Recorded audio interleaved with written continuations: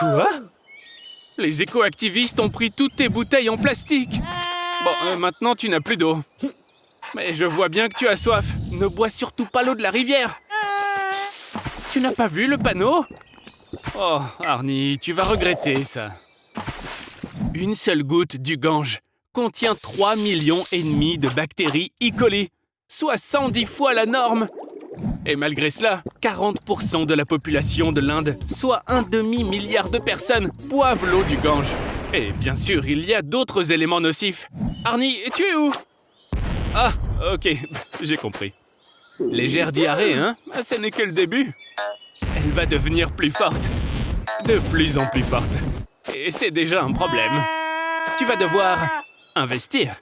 Pourtant, tu aurais pu simplement purifier l'eau de la rivière. On peut purifier l'eau d'une rivière grâce à du tissu. Il filtrera le sable et la saleté. L'ébullition permettra de se débarrasser de 99% des micro-organismes nocifs. Et la méthode la plus efficace est la purification chimique, en utilisant par exemple des comprimés de chlore. À ton avis, quel est le goût d'une telle eau? T'as beaucoup regardé Discovery Channel, n'est-ce pas? En effet, lorsqu'il n'y a rien à boire, les aventuriers ont recours à l'urine.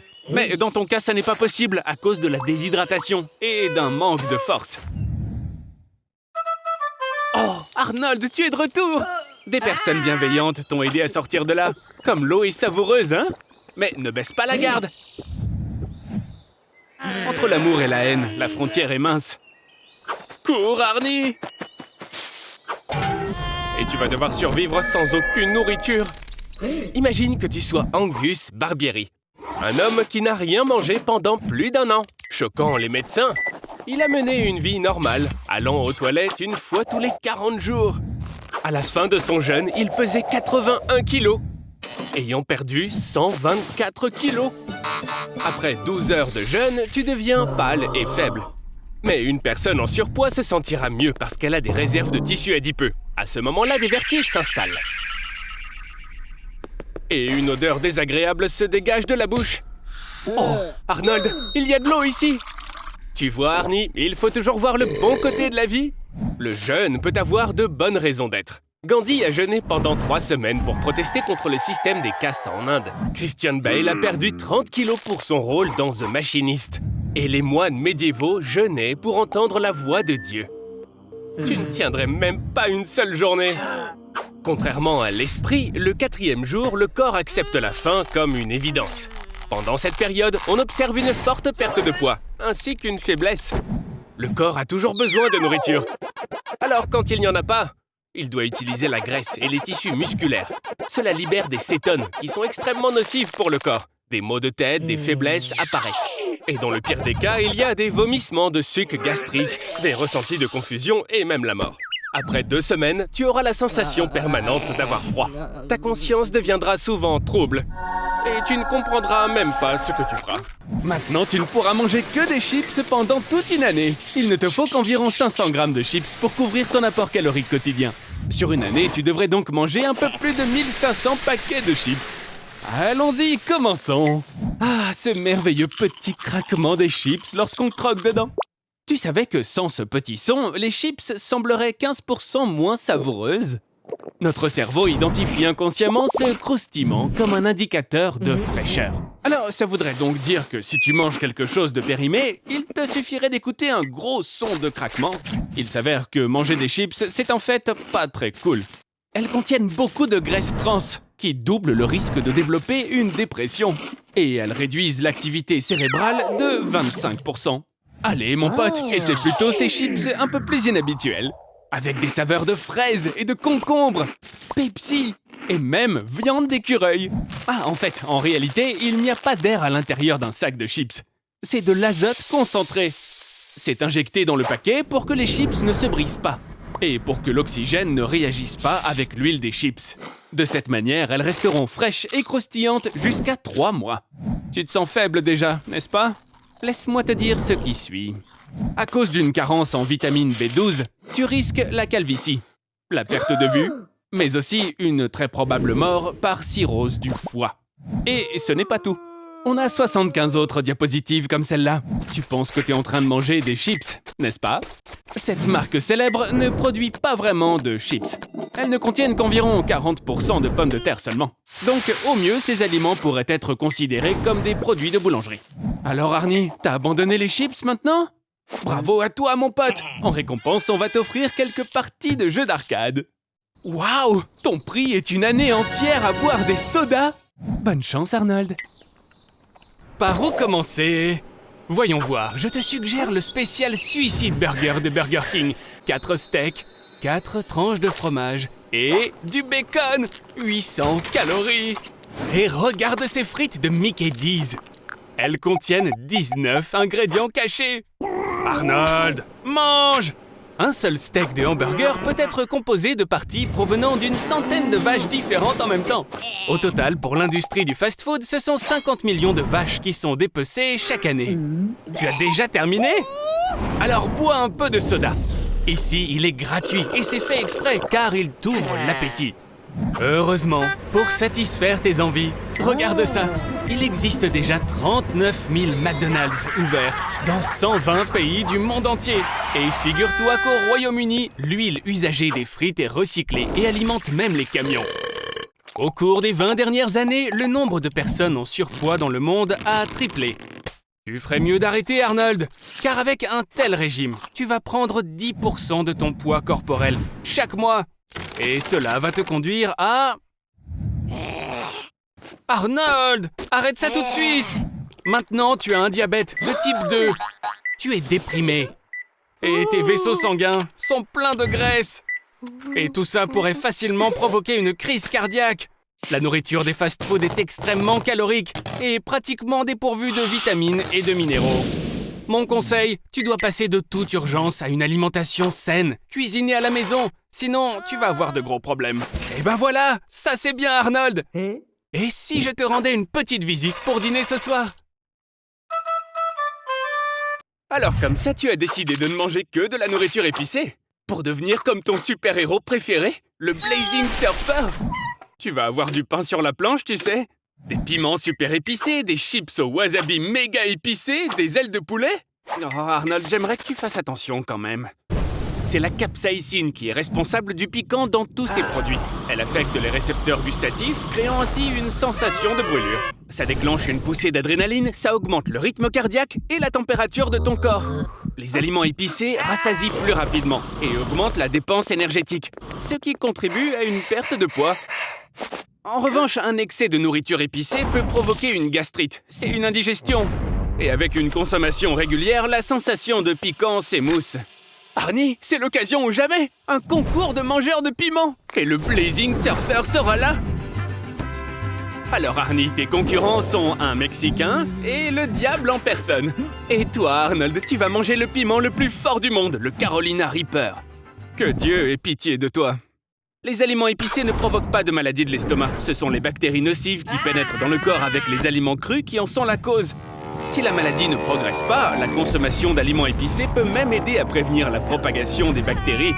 Mais n'oublie pas, si la nourriture épicée te dérange, minimise sa consommation. Garde le sourire, Arnold! Après tout, les plats épicés contribuent à la libération de l'hormone du bonheur. Et surtout, après avoir été en contact avec un piment, ne te frotte en aucun cas les yeux. Tu te brûlerais les muqueuses. Et n'essaie surtout pas de rincer ça avec de l'eau, car cela intensifierait la sensation de brûlure.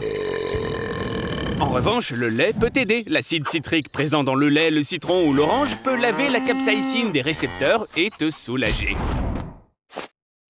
Allez Arnold, tu peux le faire! Ton idole te regarde! C'est fait!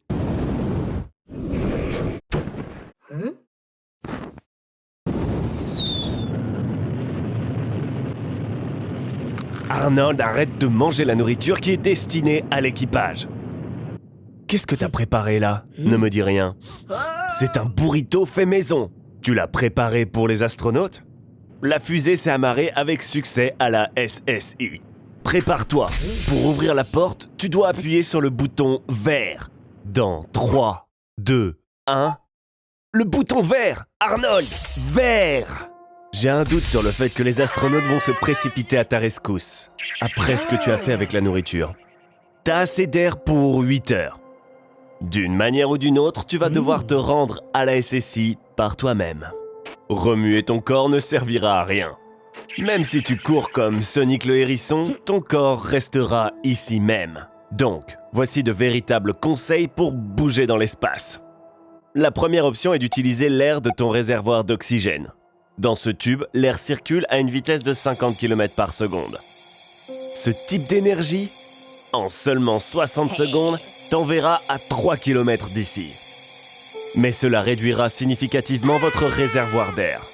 Donc, passons à la seconde option. Le burrito. Tu l'as emballé dans de l'aluminium. L'aluminium est un excellent réflecteur. Si tu fais une petite voile avec la feuille, les particules de lumière réfléchiront dessus. Cela te donnera un élan te permettant de bouger à travers l'espace. Tu as entendu ce que je viens de te dire sur la voile? Fils de poubelle. Ouh, on peut se servir de ça aussi. Les gaz sortent du corps humain à une vitesse de 3 mètres par seconde. Ils peuvent remplir un ballon entier en un jour. Vous avez juste à trouver un moyen de les laisser sortir. Arnold, que fais-tu?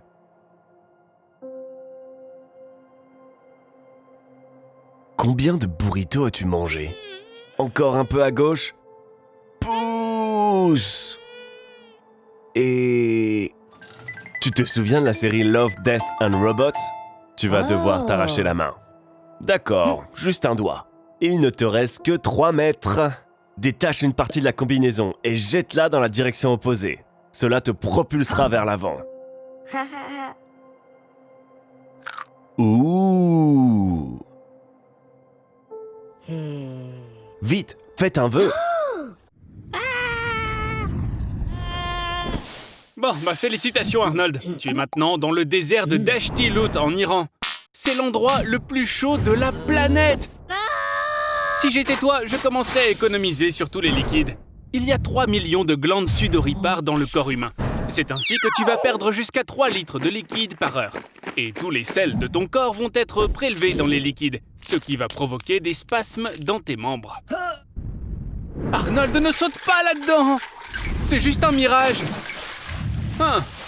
Je suppose que parfois il pourrait y avoir ce qu'on peut appeler des avantages à ta stupidité.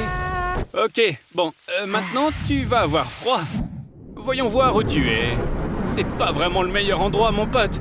Tu es dans le village d'Oymyakon, en Yakoutie, en Russie. C'est l'endroit le plus froid de la planète. On y a relevé un record de température de moins 71,2 degrés Celsius. Mince. Selon les statistiques, 140 personnes par an meurent là-bas d'hypothermie. Alors, bouge-toi! La température du corps humain est de 36,6 degrés Celsius. Mais par un froid pareil, elle va chuter. Et comment? Ton corps va essayer de se réchauffer. Et il va le faire en frissonnant. Ensuite, ta mémoire va commencer à flancher. Et ensuite, ton esprit. Même si, pour toi, Arnold, ça sera à peu près ton état normal. Cela sera suivi d'une fausse sensation de chaleur. Arnie, mon poteau, faut vraiment que tu commences à bouger tes membres, là. Sinon, la mort va t'attraper. Allez, Arnold, tu peux le faire. Beau travail, mon pote. Mais où est-ce qu'il est passé? Ah, le voilà. Bon, je ne vais pas te réveiller. T'as vraiment vécu un peu trop de choses, là, ces jours-ci. Fais de beaux rêves, mon pote. Lève-toi, abruti! Le mauvais temps ne justifie pas de prendre un jour de congé. Quoi? Tu ne veux pas travailler, c'est ça? Alors je te suggère de travailler au lit. Lorsque la NASA étudiait l'impact de la pesanteur sur une personne, elle a payé 18 000 $ à un volontaire pour qu'il reste allongé dans un lit pendant 70 jours. Ne pense même pas à te lever, Arnie. J'ai engagé un sniper qui t'achèvera à la première tentative. Tu vas manger, boire et tu feras tout le reste tout en restant allongé. À plus tard, mon pote. Hey, t'as réussi à dormir? Comment est-ce que tu vas? Pas très bien, je suppose. On dirait que tu prends du poids. Toute l'énergie qui provient de la nourriture que tu manges ne va nulle part. Mais les escarres, ça c'est mauvais. En raison d'une pression artérielle élevée, le sang ne circule plus vers la peau. Accroche-toi, mon vieux. Bonne nouvelle, Arnold! Tu es proche du record établi par les scientifiques soviétiques. 370 jours au lit. Oh, t'es pas très sexy là. Chaque jour, tu perds 5% de ta masse musculaire. En plus de ça, tes os sont également endommagés. Et en raison de ton manque de mobilité, tes os ne se réparent pas et ils commencent rapidement à se détériorer. Et paradoxalement, s'endormir allongé devient impossible. Sans changement d'activité, le cerveau ne se repère pas dans les heures de la journée et ne sait pas quand il est temps de dormir. Mais ça a ses avantages. Tu peux regarder toutes tes émissions préférées, encore et encore. Je vais te laisser ici pour l'instant. Profite de ta série, Arnold. Oh mon Dieu, Arnold! Mais qu'est-ce que tu t'es fait? Tu sais, j'étais pas sérieux à propos du sniper. C'est vraiment pas bon de s'allonger autant. Lève-toi!